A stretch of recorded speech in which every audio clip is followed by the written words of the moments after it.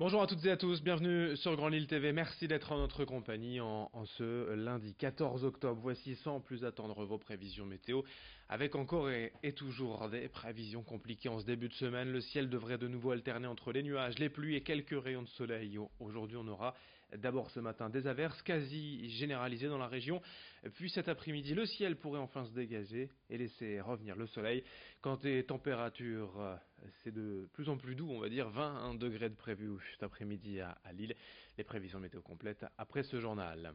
À la une de l'actualité du Grand Lille, d'abord en images, l'AMEL a donc voté vendredi la gratuité des transports en cas de pollution après le conseil régional et les TER. La communauté urbaine se plie à la tendance. Auparavant, les journées de pollution, l'AMEL activait le pass environnement pour voyager toute une journée au prix d'un ticket unitaire. Cette fois, les bus, métros et tramways seront tout simplement gratuits les journées de pollution où le préfet applique la circulation différenciée pour les véhicules. La mesure entrera en vigueur au 1er janvier prochain mais ne concernera pas pour l'instant les Vélil. Le coût de cette gratuité est estimé à environ 250 000 euros par jour. Écoutez le vice-président de la MEL en charge des transports, Daniel Janssen, au micro de Géry Jouot-Defer. La gratuité lors des pics de pollution en 2019, nous avions eu 9 jours. Compte tenu du réchauffement de la planète, malheureusement, on peut craindre qu'il y aura un peu plus de jours que les 9 de 2019. Donc cette gratuité coûte un certain nombre de milliers d'euros par jour. Je pense que la métropole, effectivement, le jour des pics de pollution, peut l'absorber. La gratuité totale, il faudra faire des choix politiques sur les investissements que nous souhaitons. Car se priver, comme je le disais, de 120 millions, il faudra bien faire des choix importants et éventuellement supprimer quelques investissements.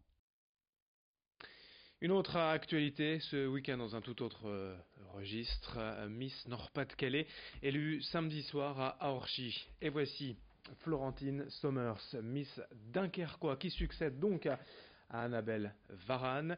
Elle lui avait déjà succédé en tant que Miss Dunkerque. La voici, 19 ans seulement, Florentine Sommers, qui représentera donc la région Miss Nord-Pas-de-Calais au titre de Miss France le 14 décembre prochain. Nous la recevrons tout à l'heure en plateau. Une autre image du week-end dans la métropole lilloise, la pose de la première pierre du futur centre d'incendie et de secours de Sizouin. L'actuelle caserne étant devenue bien trop vétuste. Cela faisait près de 15 ans que la commune poussait auprès du département pour avoir ce nouveau centre de secours. Ici, dans les 7 communes alentours, les pompiers de Sizouin sont les premiers appelés en cas d'incendie. Et dès le mois de mai prochain, les soldats du feu profiteront d'une nouvelle caserne. Alors dans ce dossier, le département et la municipalité de Sizouin ont travaillé ensemble, la ville ayant particulièrement contribué au financement du projet. Explication avec le président du conseil départemental du Nord, au micro de Géry Jouot-Defer. Pourquoi Sizouin? Parce que Sizouin, c'est un centre où il y a un nombre de volontaires important. Et si vous ne démontrez pas aux volontaires qu'on prend suffisamment au sérieux effectivement leurs responsabilités pour leur donner des conditions de travail qui soient des conditions dignes de travail par rapport à l'importance du service public qu'ils gèrent, eh bien vous créez chez ces personnes qui ont un autre métier, dont la fonction de sapeur-pompier est une passion, mais n'est pas la profession principale, vous créez effectivement une amertume qui peut les amener à laisser tomber, si je peux m'exprimer ainsi. Or, on a absolument besoin d'eux. C'est l'aiguillon de notre service départemental d'incendie et de secours.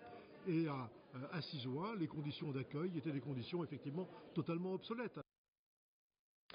On enchaîne avec une belle histoire, une découverte historique. Il y a quelques semaines au musée de l'Hospice Comtesse à Lille, la poupée du Petit Quinquin, celle-là même qui a inspiré la chanson éponyme à Alexandre de Rousseau, a été retrouvée grâce à l'historien Patrice Détois.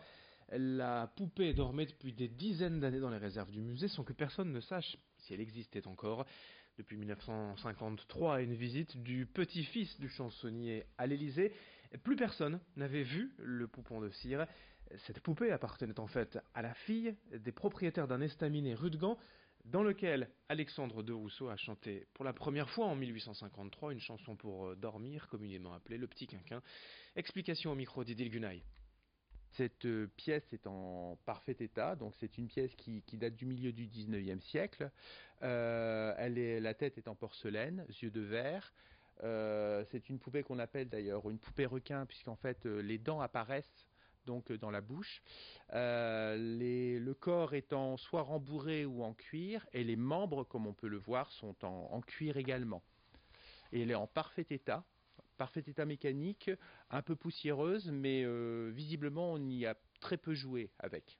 Cette pièce va être certainement restaurée, dépoussiérée et sera certainement prochainement exposée l'année prochaine, peut-être pour fêter le bicentenaire de la naissance d'Alexandre Desrousseaux. Et puis un bel événement traditionnel à vous raconter ce week-end, la fête des louches à Comines, tradition incontournable depuis 1884, des milliers de participants pour les festivités et ce reportage de Géry Duo de Fer.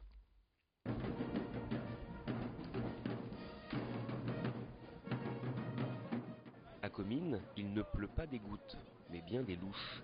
Et cela n'a pas l'air d'effrayer les habitants, bien au contraire. C'est un événement typique du Nord. Ça réunit une ville entière pour s'amuser, pour faire la fête. C'est vraiment quelque chose à voir, au moins une fois dans sa vie. C'est très bien. La légende dit qu'au Moyen-Âge, un seigneur s'est fait emprisonner dans une tour de son château, afin qu'on lui vole ses biens. Il eut l'idée de jeter sa cuillère en bois au couvreur qui travaillait sur le toit en dessous de son cachot. Sa présence est alors remarquée, la nouvelle se répand, et c'est ainsi que le prisonnier fut libéré par la population. Depuis cette époque, le lancer de louche est devenu une institution. Cette fête traditionnelle vient d'un estaminet à Comines France qui faisait la fête lors du franc-marché, qui allait tous les lundis de la Saint-Denis. Il y avait un franc-marché et là, ce qui se passait, c'est que cet estaminet s'est rempli de plus en plus. Il y avait de plus en plus de gens autour qui voulaient aller faire la fête. Et à un moment donné, ils se sont un peu retrouvés débordés et ont eu cette idée de repartir sur cette histoire du Seigneur qui avait été enfermé. Et ils ont mis une estrade sur la place de Comines et là ils ont lancé des louches. Ils étaient à l'époque en chapeau de forme. Sous cette pluie de louches, cette fête parvient aussi bien à amuser qu'à rassembler. Tous les ans on se retrouve, je crois qu'on triple même la population de Comines. C'est la seule fête transfrontalière qui existe en Europe. On part de Comines, Belgique, pour arriver à Comines, France. Ça, vous l'avez nulle part. Avoir la chance d'attraper une louche, c'est une année de joie et de bonheur. Alors rendez-vous au 2e dimanche d'octobre prochain. Fin de cette édition sur Grand Lille TV. Merci de votre fidélité. À suivre dans un instant vos prévisions météo.